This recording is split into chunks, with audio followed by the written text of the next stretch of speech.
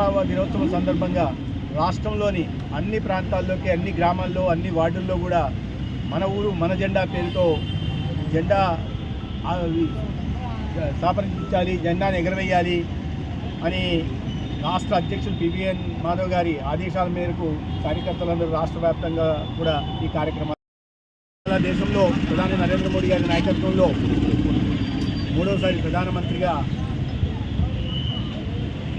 ప్రజలు ఎన్నుకున్నారు.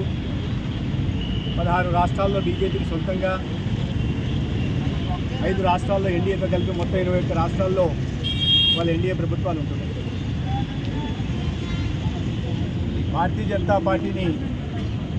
మళ్ళీ ప్రజలు ఎన్నుకోవడానికి ప్రధాన కారణం ఎన్నికల సందర్భంలో ఇచ్చిన హామీలను నెరవేర్చడం, ఇవ్వని హామీలను కూడా నెరవేర్చడం, ఒక సిద్ధాంతానికి లోబడి పనిచేయడం, దేశ హితమే అన్నిటికన్నా ముఖ్యమనే భావనతో సేవానిరత ఎటువంటి లాభాపేక్ష లేకుండా కోట్ల మంది కార్యకర్తలు పనిచేయడం, ప్రజల ఆకాంక్షలకి మనోభావాలకి అనుగుణంగా ప్రభుత్వాలు పనిచేసి అభివృద్ధిని సంక్షేమాన్ని సమాంతరంగా తీసుకెళ్లి అన్ని వర్గాలకి మేలు చేకూర్చేలా చేస్తూ అదే సమయంలో సంపదను సృష్టిస్తూ ఇవాళ ఎక్కడో 11వ స్థానంలో కునారెళ్ళిపోతున్న ఆర్థిక వ్యవస్థని నరేంద్ర మోడీ గారి నాయకత్వంలో దేశ ప్రజలందరూ కలిసి 4వ స్థానానికి తీసుకెళ్లారు. రాబోయే 2 సంవత్సరాల్లో 3వ స్థానానికి. మన స్వాతంత్రం సిద్ధించి 100 సంవత్సరాలు పూర్తి